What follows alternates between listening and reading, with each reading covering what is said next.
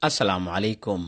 waan ku salaamay daawada meel walba aad joogtay kusoo dhawow sheekada la magac baxday dilaaga ubaxa gaduudan oo qaybteedii koowaad aad daawateen. qaybta labaad ee sheekadana waxaan ku ogaan doonaa macluumaadyo badan. anigoo Marcade ayaa idinla socodsiinaya barta YouTube-ka ee Marcade Show ayaad ka daawanaysaan, waxaana tarjumaada door weyn ku lahaa saaxiibkay Antenno. qaybta xigtaa waxay ku bilaabanaysaa intaasi kadib Daariq wuxuu degdeg uga soo tegay guutadii B6 oo uu ku sugnaa, waxaana u jeestay halka Yaara ay joogtay.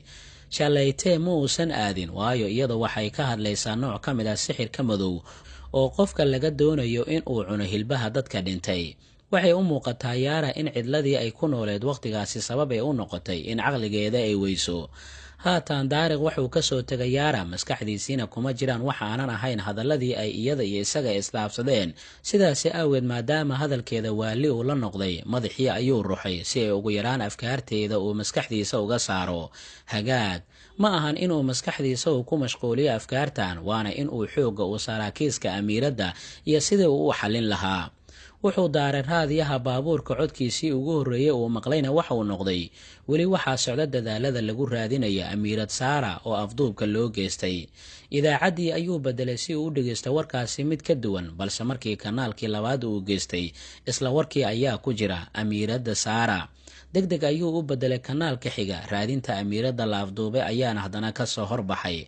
kanaalka xiga, booliiska oo shacabka ugu baaqay inay isdejiyaan iyagoo ballan qaaday in dadaalada amiiradda lagu baadigoobayo ay laba jibaari doonaan, ayuu mar kale uu maqlay. waa uu sii bedelay. booliiska oo sheegay in gacanta ay ku soo dhigeen 6 ka mid a canaasiirta burcadda argagixisada ee loo yaqaano BY3, kuwaasi oo ka howlgala waqooyiga dalka, ayuu haddana ka maqlay.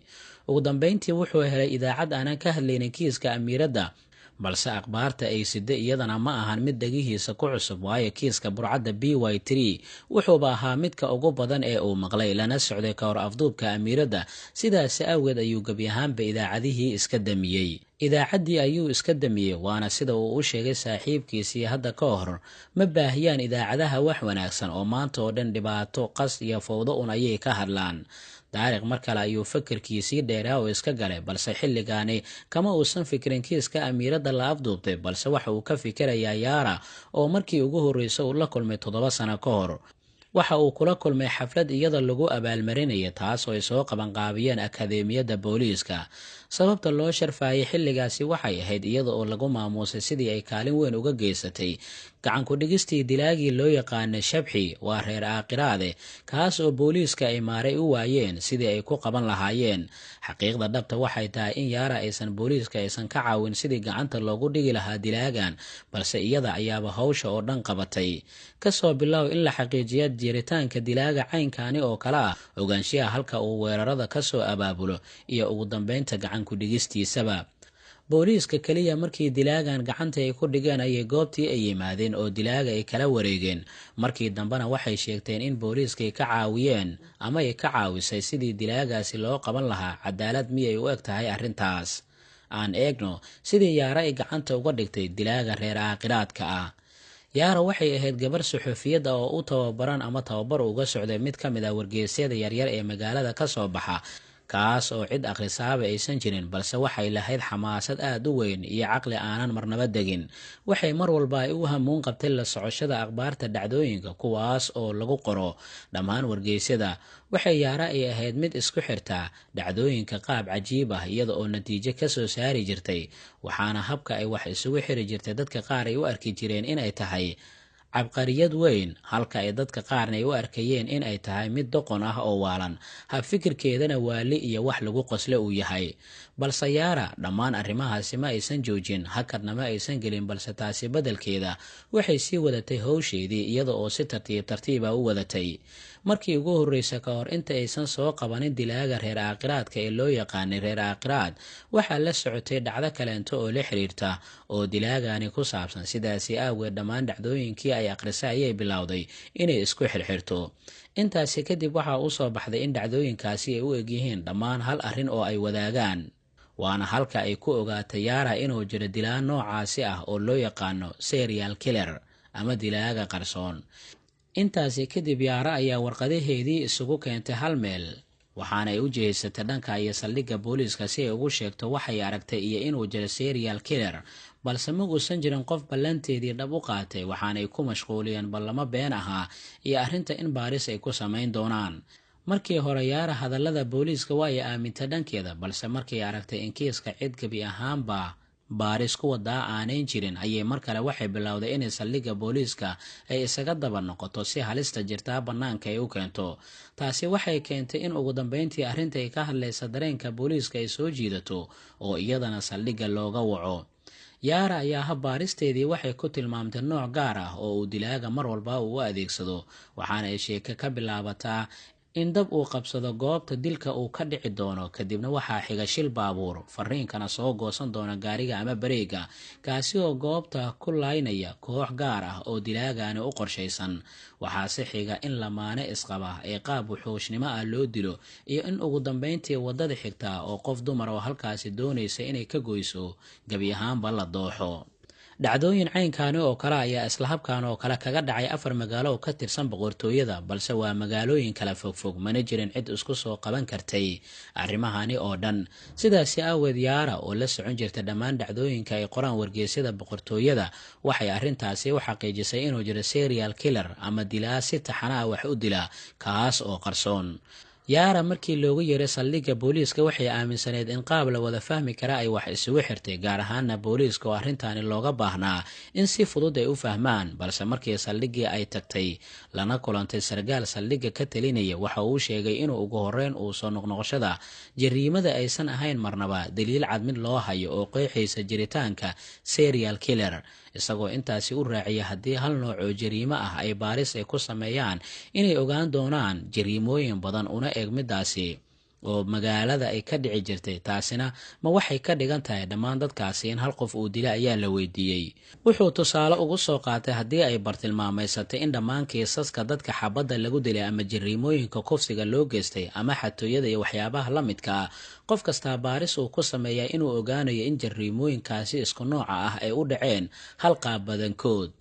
isagoo hadalkiisa u sii wada ayaa haddana waxa uu sheegay in dhacdooyinkaasi ay soo qaadatay kuna sheegtay inuu ka dambeeya serial killer, kuwaasoo wargeysyada ay ka akhrisatay xaqiiqadooda in aysan kala socon, waayo dhacdooyinkaasi dadkii ka dambeeyay qaarkood wuxuu u sheegay in lasoo qabtay. weliba waxaa jira ayuu yidhi mid ka mid a dadkii lasoo qabtay oo dembigiisii qirtay. marka sidee ayaad isku waafajinaysaa in lasoo qabtay qofkii ka dambeeya faldambiyeedkaasi oo dembigiisa uu qirto, iyo jiritaanka dilaa qaab taxana ah u dila, gacanta booliiskana ka maqan, kaasi oo weliba ka dambeeyay falalkii dilka loo geystay dad badan oo ay qirteen.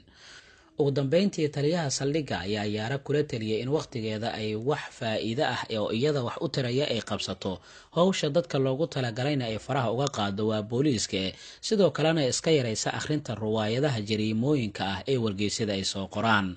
Yara oo si mugle u dhageysanaysa hadalka taliyaha, sidoo kalena habfikirkeeda oo ay aad u aaminsaneed, ayaa markii hadalkii uu dhammaystay waxay ku tiri, hagaag, waan arkaa idinka booliiskan inaadan doonaynin in arrintan aad isku mashquulisaan oo far aad dhaqaajisaan, sidaasi awgeed hawshan aniga ayaa soo afmeerayo. taliyihii oo kaftankii u haysta hadalka ay leedahay haweenaydan lagu magacaabo Yara ayaa markaasi ugu jawaabay, nasiib wacan. Yara ayaa iyadana saldhiggii booliiska ay isaga soo baxday, iyada oo ay ka gooneyd in booliiska iyo caalamkaba ay u xaqiijiso sidii ay u saxneyd, isla markaana ay u tusin lahayd qaladkooda. sidaasi awgeed haatan sheekada agteeda mid masiiri ah ayay ka noqotay. waxay joojisay in xogteeda oo dhan ay ku tiirsanaato warbixinada ay wargeysyada ay soo qoraan. taasi beddelkeeda waxay bilowday inay si shakhsiyan ah iyada xogteeda u soo ururiso. ugu horreyn waxay bilowday inay booqato goobihii jariimooyinka ama faldambiyeedyada ay ka dhaceen. waxaa sidoo kale ay la kulantay qof kasta oo xiriir la lahaa jariimadaasi, marka laga reebo dembi baarayaasha booliiska, kuwaas oo diiday inay wax xog ah ay siiyaan Yara ama ay ka caawiyaan xogaha ay doonayso inay hesho. Yara mar walba oo horey tallaabay u qaadaba waxaa sii kordhaysa xaqiiqda ay aaminsaneed, taasi oo ah inuu jiro dilaa serial killer ah. waxaa kale oo ay aragtay in noocyada jariimooyinka taasi uu ka hadlay taliyaha saldhigga inay yihiin kuwo loogu talagalay in loo fuliyo qaab cayiman, sida xatooyada bangiyada oo kale. tuugada bangiyada xadaa waxay ka siban yihiin qaabka fulinta xatooyadaasi, waxaana midaasi la mid ah jariimada falka kufsiga ah ee dadka loo geysanayo. yaara waxay ogeed in arrinkaani ay xoojinayso aragtideeda ah inuu jiro dilaa serial killer ah. hadalka taliyaha saldhigga booliiskana uusan wax sidaasi usii weyneyn uusan ahayn. arrinta ah inuu jiro mid ka mid a dadka jariimooyinkaasi geystay in gacanta lagu soo dhigayna oo dembigiisii uu qirtayna waxay xubtay inay jirto dana kale oo arrintaasi laga lahaa, ninkaasina uusan falkaasi wax gacana uusan ku lahayn. sidaasi awgeed waxay dhowr jeer ee isku dayday in ay ku booqato xabsiga, balse uma aysan suurtogelin. muddo 2 bilood ayay baaris ay waday gabadhan ilaa ugu dambeyntii u suurto gashay inay ogaato nooca dilaagani uu yahay. sida uu u doorto dadka uu dilayo waxay awood u yeelatay inay sii odorosto goobta xigta ee jariimada xigta ay ka fulin doonaan dadka waxgeysanaya. haddii qiyaasteeda sax ay noqotona halka ay falkaasi uu ka dhacay waa ay sii garanaysay. haatan ayayna gaartay waqtigeedii xaqiiqda. dhammaana dadka maanta ayay ogaan doonaan haddii ay tahay qof waalan oo wax lagu qoslo sheegta iyo haddii ay tahay cabqariyad caqli leh oo sida wax loo taxliiliya looga haray. yaara ayaa markaan booliiskii waxba lama aysan wadaagine qorshe kasta oo agteedii taale ayaa agteedii ay dhigatay, iyada ayayna isku koobtay. waxay go-aansatay in dilaagani nafsad ahaanteeda ay soo qabato oo gacanta ay ku soo dhigto, balse awoodda sidee ayay ku yeelan doontaa. yaara waxay gabaad ay ka dhigatay laamigii ama waddadii ay filaysay in jariimada ama falka xigaa uu ka dhici doono. halkaa ayayna in muddo ah ay ku dhuumaalaysanaysay ilaa ay quus ay ka istaagto, wax dhaqdhaqaaqana ay weyso. waxay ogaatay in si dhab ahaana iyada ay u qaldan tahay, qorshaheedana uu fashil uu ku soo dhammaaday. xilli xaalad caynkaasi ay ku jirto ayaa waxay aragtay qof dumar ahayd oo keligeed laamiga socoto. wax yar kadibna qofkii dumarka ahaa dhankeedii bidax waxaa ka soo baxay nin, waxaana uu bilaabay qofka dumarka ahaa gadaashiisa inuu soo socdo. ilbiriiqsiye kadibna ninkii ayaa dharkii u xirnaa kala soo baxay mindi aad u dheer, aadna u af badan oo hilaacaysay. wuxuu bilaabay inuu si degdega uga soo socdo dhankii qofka dumarka ahayd ee tallaabooyinka u jirtay. yaara ayaa markaasi geesinimo iska raadisay oo meeshii ay ku dhuumanaysay ay ka soo baxday, iyadoo ninkii dhankiisa soo abaartay.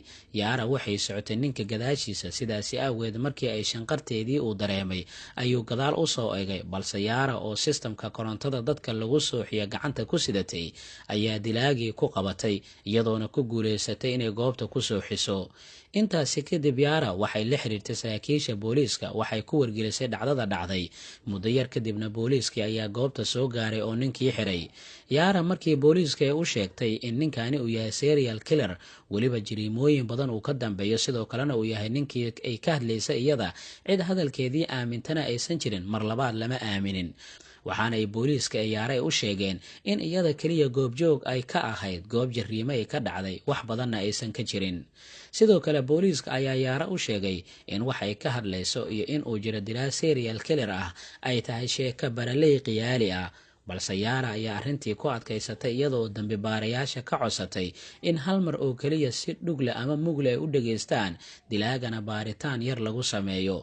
intaasi kadib mid ka mid a kooxdii kiiskada si loo xilsaaray ayaa wuxuu go-aansaday in uu qaato talada yaara, wuxuuna u galay dilaaga isaga oo bilaabay inuu sheekadaasi oo dhan uu gebi ahaanba uu uga sheekeeyo, kiisaskii uu ka dambeeyey ee loo haystayna uu farta ka saaro. wuxuu dembi baarahaasi uu kaashanaya warbixinadii yaara ay siisay, balse lama filaanka ayaa waxay noqotay markii uu dilaagaasi isaga oo yaaban uu yidhi, macquul ma ahan, sidee ku dhacday midaasi, sideyna ku ogaateen? dilaaga ayaana markii uu qirtay falkaasi gebi ahaanba isagii inuu ka dambeeyey iyo dhammaan jariimooyinkii ay yaara ee soo sheegtay waxay ku noqotay layaab kale. waxay arrintaasi lama filaani ku noqotay dhammaan booliiskii, xitaa yaara qudheeda oo aamini weysay, waayo marnaba ma aysan filaynin in dambiilaha dembigiisa uu qiran doono, iyadana ay saxnaan doonto. booliiska markaasi yaara waxay u arkayeen qof waali ah oo waali qabta, arrimaha dembi baarista iyo kiisaska jariimooyinkana ku qafiiftay.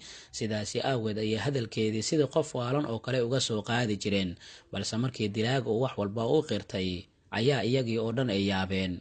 intaasi kadib dilaagii ayaa dalbaday inuu la kulmo gabadhii sirtiisa kashiftay ee yaara, balse booliiska ayaa midaasi ka diiday. intaa kadibna booliiskii ayaa arrintii u ogolaadeen, waxaana xigtay in yaara loo geliya ninkii dilaaga ahaa, kaasi oo bilaabay inuu aad ula cajabo qaabkay u fakartay iyo sida uu caqligeeda u shaqaynayo. waxaana uu bilaabay inuu ammaanu ugu qobeeyo, isaga oo yidhi, marnaba uma malaynayn in dunidan guudkeeda uu saaran yahay qof caqligaada oo kale leh, fadlan io ogolow muddada xabsiga aan ku jiro inaan dhambaalla aan isweydaarsano. yaara xidigteedii waxay ka bilowday inay soo ifto wixii markaasi ka dambeeyana waxay noqotay hadalhaynta boqortooyada oo dhan. sawiradeeda waxay noqdeen kuwo had iyo jeer kasoo muuqanaya wargeysyada ugu waaweyn bogagooda hore. waxaa lala yeeshay tobaneeyo waraysiya oo telefishinada ah, iyadoo dadka qaar ay bilaabeen inay ku tilmaamaan qofkii ugu caqliga badnaa boqortooyada, halka qaarka kalena ayba keeneen fikrad ah in Yaara loo dhiibo hogaanka booliiska, gaar ahaana qaybta baarista, si ay u tirtirto jariimooyinkan. dadka qaarna Yaara waxay ku sifeeyeen inay tahay dadka masaakiinta kuwa ilaaliya, una yimid sidii ay uga aargooyn lahaayeen dadka dilaayaasha ah. intaasi oo dhanna waxaa ugu badan Yaara oo farxad geliyey ayaa waxay ahayd in ay saaxiib dhow ay la noqotay amiiradda boqortooyada ee Saara ahayd, iyada oo sidoo kalena noqotay qofka amiiradda qaaska u ah. madal kastaana si wada jir ayay isugu raaci jireen. intaa kadib Yaara oo ka faa'iidaysanaysa hibadeedii qoraaleed ayaa soo saarta buug ay kaga hadlayso sheekadii ay kusoo qabatay dilaaga reer aakhiraadka ah, waxaana buuggaasi ay ku faafisay sida ay ugu suurto gashay in dilaagaasi ay garato caqabadihii adkaa ay la kulantay muddadii baarista ay ku jirtay, mana aysan iloobin in hal cutub oo keliya ay kaga hadasho taliyihii saldhigga ay kula taliyey inay iska yarayso akhrinta ruwaayadaha jariimooyinka.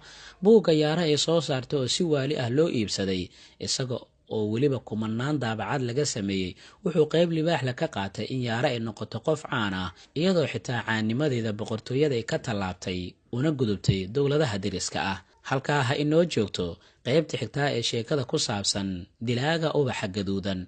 qaybtanna waxaan ku ogaanay keliya Yaara iyo sheekooyin ku saabsan sidii ay howlgallo u samaysay. anigoo Maracadde ayaa idinla socodsiinaya qaybtan qaybta xigta intaan ku kulmi doonno. nabadgelyo.